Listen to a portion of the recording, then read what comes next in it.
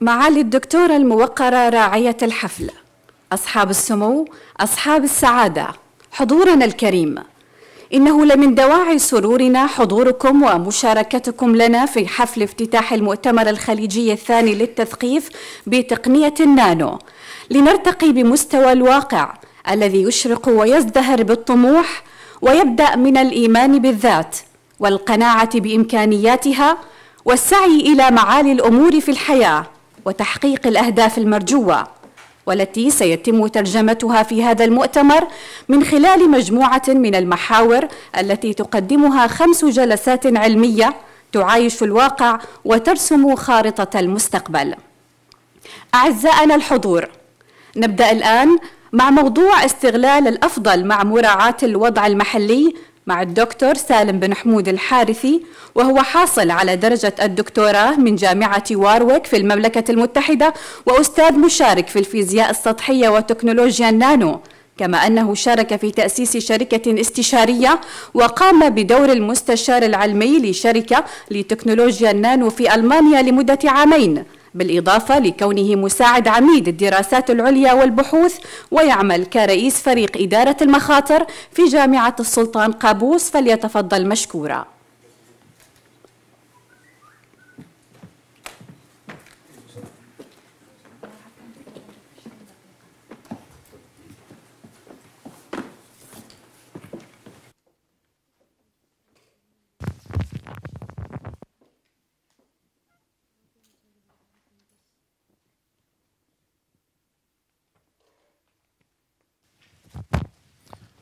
السلام عليكم.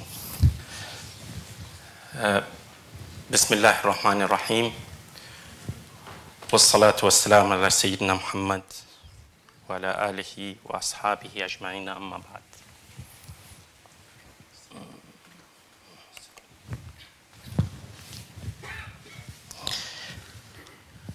Well, good morning to everyone.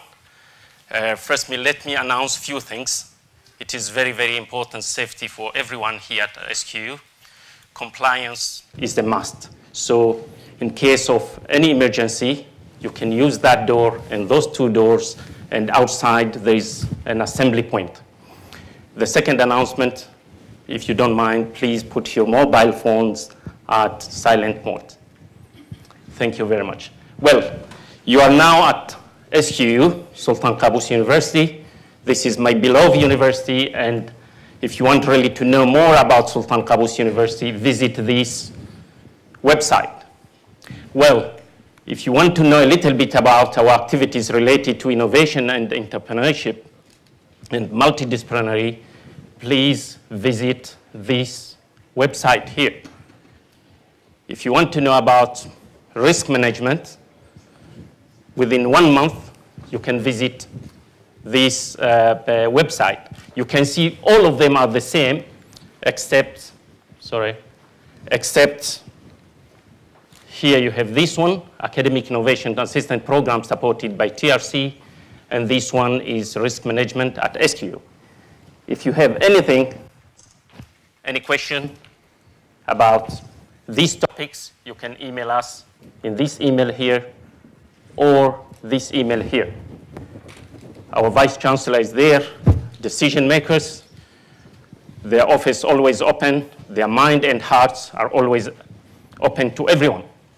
Well, let me start my presentation. I decided to select this topic, exploiting the best with local agenda. You can see here when we say exploiting استغلال الأفضل مع مراعاة الواقع المحلي. So you can see that it means something really exists. It is there. We need to exploit it. But we don't forget our local context. Well, I think the video clip did a very good job to define what is nanoscience and nanotechnology. So I'll start with that. And then after that, I'll be focusing in coming 20 minutes in multidisciplinary field, which is an example is nanotechnology. You have people from different disciplines working together. Well, the first thing, if you look to the history, you can see the title there. I'm saying once upon a time. I'm not asking anyone to sleep. Please, if you sleep, don't snore, so you don't disturb others. But long time ago, people used to think about very big things, pyramids, Great Wall of China, a lot of, even nowadays, yeah, big towers. These, they do have value. Till today, if you say, I'm going to visit Egypt, you'll say, pyramids. I'm going to China, Great Wall. And they still generate some income and really promote the growth of tourism. So big things are very, very important and great. But the opposite are small things. Yeah? Now, you have heard about nanotechnology and nanoscience. Nanoscience is a study of small things at atomic level or molecular level. And it's a multidisciplinary field. Now, normally we say small is beautiful. So please, if you are at home in front of your wife, if you say small is beautiful, if she asks, what do you mean small is beautiful? Say, I mean you, honey. If she believes that she's adult and grown up, say, old is gold. So at the end of the day, you'll win. So we are talking about small things. And these are very, very important where the future is there.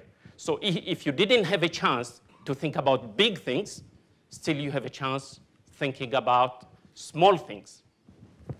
Well, here, the small thing we have, you can see here, this is done in our laboratories, where you can take silver atoms and replace them as you want.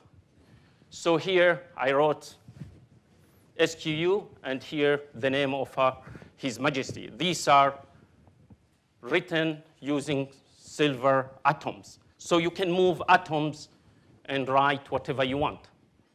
Yeah? Very easy.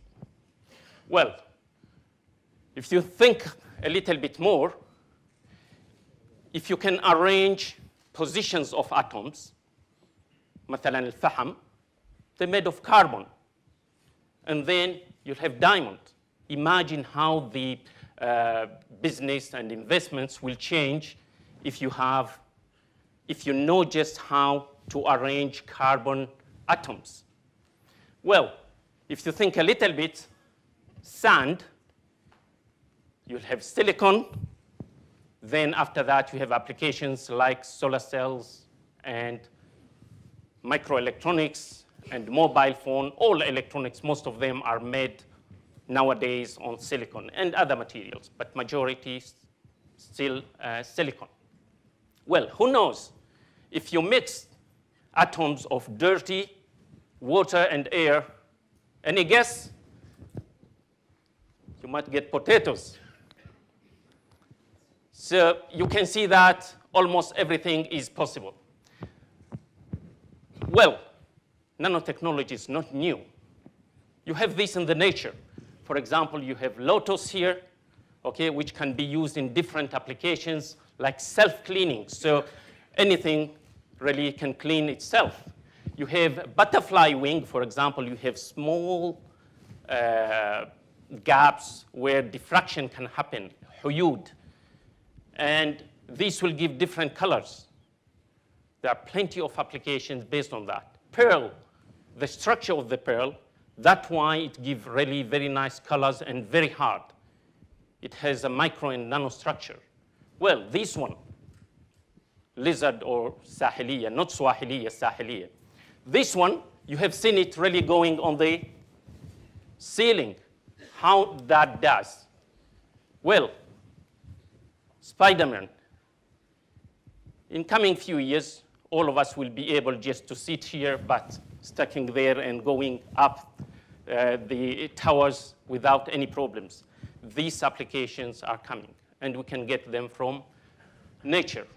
Well, we have seen these. We have two ways of producing these nanomaterials. One of them, we call them bottom up. So you start with small things and going up, building big things. Or the opposite, you have your ring, a golden one. If you start grounding it, then you'll end up with the small particles where they have different characteristics and different features. We call these top-down.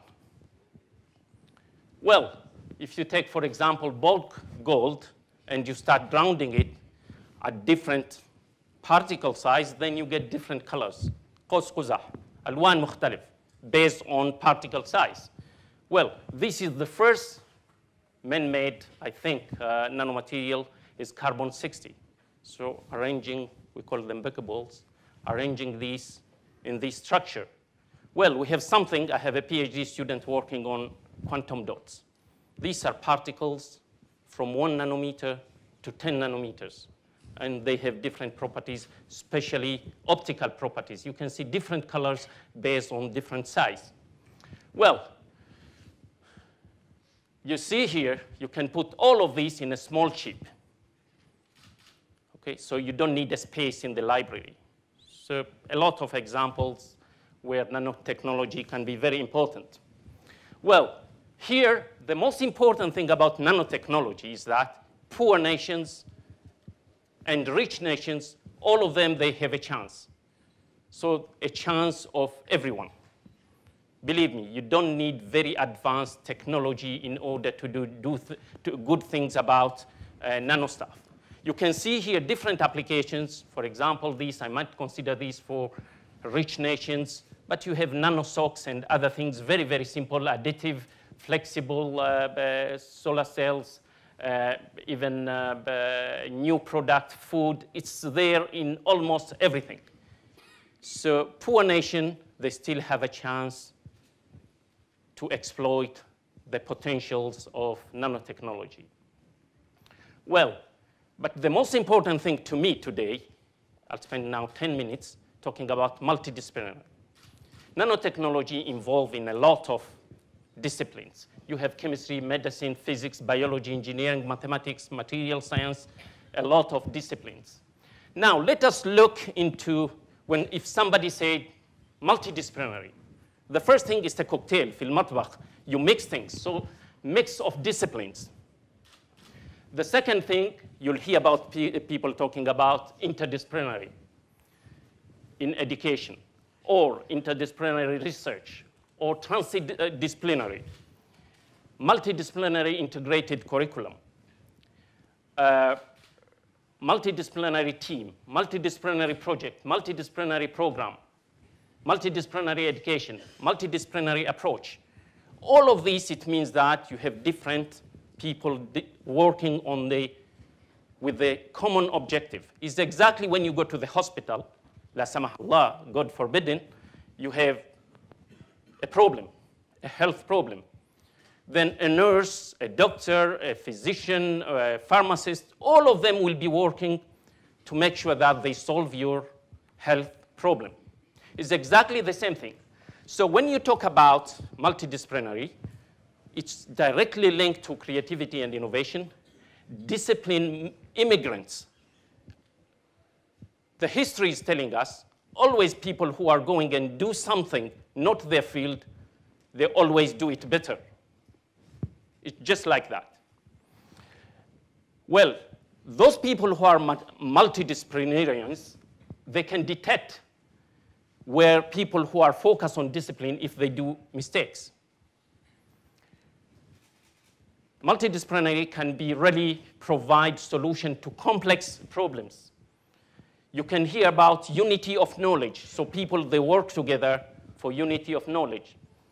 Bridge communication gaps. If there is a communication gaps, multidisciplinary people can reduce these gaps. Bridging fragmented discipline. You have chemistry, biology, and all of these can be really brought together.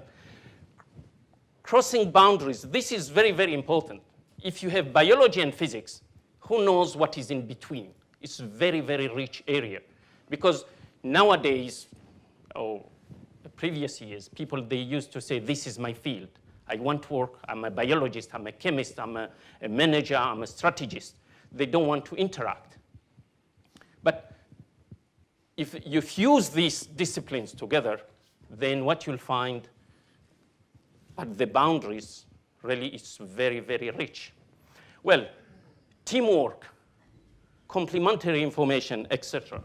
Well, if you read a little bit about multidisciplinary, also you'll have some challenges. The first thing, I have experience for 22 years working in a multidisciplinary project. The first thing you'll realize that people, they don't speak the same language. A biologist will talk about different things, a chemist, different languages. Now, just on the surface, and this is really a concern, if you mix like physics and biology and chemistry, then you end up with the science. People, they think that, oh, then you are talking about the surface. You don't go deep. There is a worry here about the disciplines. Well, against disciplinary goals, because if you have a physicist, a biologist, a chemist, they're always proud, this is my field. So if you start mixing, they think, oh, there is a danger here about my field. Risk of evaluation. Imagine you have 5 teachers, 1 biology, chemistry, mathematics, material science. How are you going to evaluate them? How are you going to evaluate if they put a common proposal? Who is going to evaluate that? Are you going to give it to a chemist? He'll not understand the rest. What about funding? The structure we have been working for last 2,000 years is structured on individual disciplines. Who is going to fund these? If you go to any funding body, will tell you that this is for material science, this is for physics. So it's coming now, but not easy. Accountability. If you have a team of different disciplines, who will be accountable? Well, domination. You'll find a guy like Salim al-Harthi who talks much. He wants to dominate the team. Why? No room for curriculum in multidisciplinary field. They say, we don't have time. I'm teaching mathematics, that's it. I have no time, no focus, because they say no focus. If you are at Sultan Qابوس University, and this happened a long time ago, I have to be honest, because this is personal experience. After 10 years of working in multidisciplinary field, I did decide to apply for promotion. And it was rejected twice, and the rejection was only one simple word: you are not focused. Very sad. Yeah, I cannot blame anyone. That was the culture, and that has changed. Well, then you'll not be promoted. Where to publish? If I work with a biologist will prefer, I want to publish in biology journal. Yeah? And the physicist will say in physics journals. Now we have nanotechnology journals, then they can publish. How many teachers, for example, should be involved in the class if you have multidisciplinary course or hassa? 2, 3, 4? Well, a lot of problems. Some people, they say, this is my area. Please don't teach me. I'm an expert in this. No compromise. Which topic should be covered? If you want to reward, they have done very good job. Whom you are going to reward? Of course, it should be the whole team. Difficulties in convincing those people who are really heroes in disciplines. Yeah, very difficult. We have a case recently where we said this guy wants to do a PhD in multidisciplinary, and certain department, they said, no way. If he wants, he should take this course in this department. So not easy. Which certificate are you going to give? Well, where I'm going to work after I graduate if I do multidisciplinary? No logistics, no institutional support. Yeah? Imagine you are working in any institution, but they don't believe on multidisciplinary. Well, and this is always, you'll find it there. If you have a multidisciplinary team, delays. And people would say, shuf, I was waiting for somebody to complete his work. So it's not my problem. All of these are really things you'll face when you talk about multidisciplinary. But the good news, there are ways of overcoming these problems. So we have to look into multidisciplinary in any field, not necessarily nanotechnology, as a chain. Okay, starting from primary, going to high school, university, then innovation, entrepreneurship, SMEs, then reaching to the knowledge economy. There is no way, I can tell you now, especially at this time, it's the right time, really to solve the problem of oil prices going down. And you can't break here, saying this is a responsibility of Ministry of Education and that's it. This is wrong. Imagine if Ministry of Education, we have seen in the film, they are working hard to promote nanotechnology and other multidisciplinary field, but when a student finish and come to SQU is still chemistry and physics and biology. It will not work. Now, imagine the opposite. At SQU, we do multidisciplinary, but they didn't do that at primary school. It will be very difficult to achieve anything. So it should be seen as a chain of activities covering the whole chain value. Well, we know that the United Nations previous years said, Oman, we are not doing well in science and technology or in mathematics and science. But we can make our students really love science through nanotechnology in different levels. Now, teamwork. These are students that can learn a lot. But remember, if you put big cats and dogs today, they'll start fighting. No doubt. I'm sorry there's no similarities between dogs and cats. But this is just an example. But if you put kittens and baby dog and baby kittens, صغار, they'll get used to each other. So that's why we have to start from the primary. So they work together in order to achieve a common goal. If you try to put these two guys, always will fight. And this is too late. You have to start from here. Well, I'm sure everyone knows about this. If we want to introduce nanotechnology in our schools, it should be learning, fun, and care. Care is very important, and we have many examples of nanotechnology related to environment and other things. Well, we used to think about teacher-centered approach. Now this is gone, a lot of problems. Now people are thinking about student-centered approach. Nothing new here. Well, what are the examples which should be covered in the curriculum? I'll leave these to Professor Noor Bat and others and our distinguished guests to talk about this. A lot of examples. Now, I'll finish in 2 minutes. Key messages to decision makers, especially the Higher Education Council of Oman. Yeah?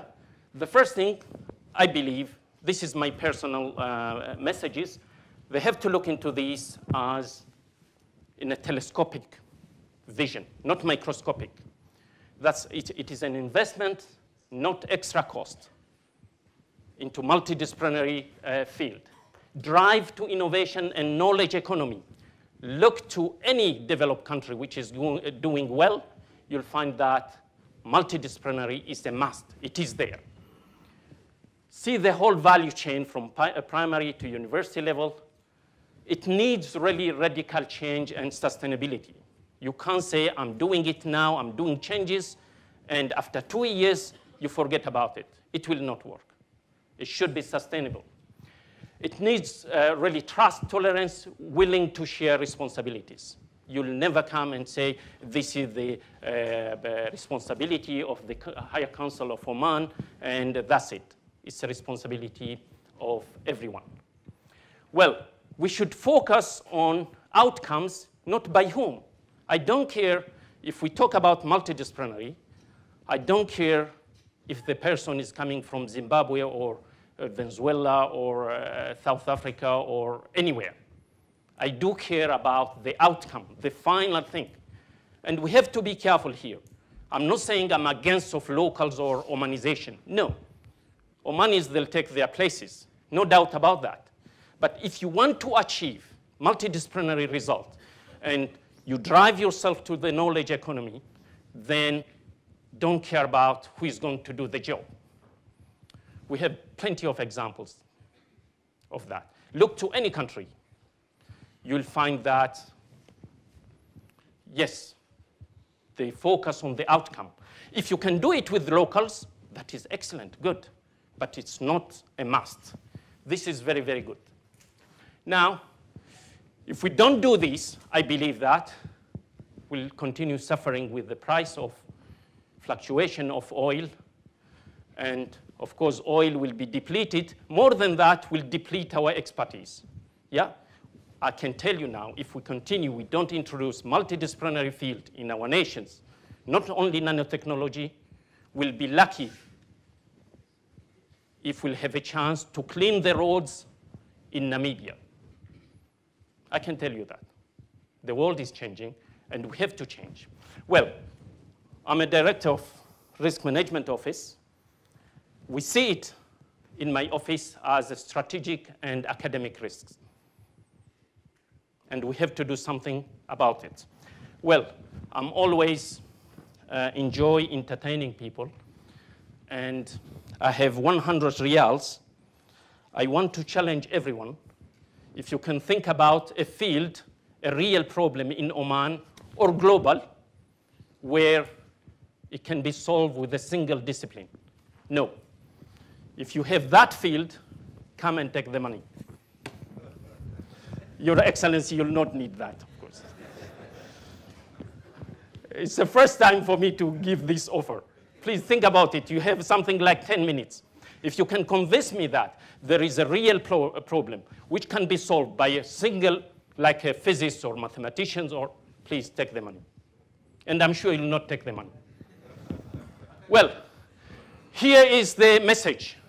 Yes. Okay, no problem. You'll take the money. Let me finish. Now, here is the problem. Here in Oman, or everywhere else, we see that Ministry of Finance like a cow. Everyone wants to milk that cow. Everyone. But we don't think about the grass. If you don't feed this cow with the grass, if you don't think about the grass, the cow will change to a goat, and the goat will need your support. This is a Somali goat. So please, let us think about grass. Yeah? But if Ministry of Defense, Ministry of Education, SQU, everyone wants to milk this cow will go. You need to feed it. How do you feed it? Going into knowledge economy by introducing multidisciplinary in everything. It doesn't mean that ignoring individual disciplines. You have to be careful here. Well, I'll not go into this because the time, I think, is over. Who's finished? OK. Yes, this message is to strategists and planners who really going to put these multidisciplinary strategies and plans. And this one is curriculum designers. It's just a message. But the most important thing is, what is my role? What will be the impact? Please take an action. Creativity always comes. If you plan too much, you'll never achieve too much. Just plan and go and take actions. Thank you very much, and Happy New Year.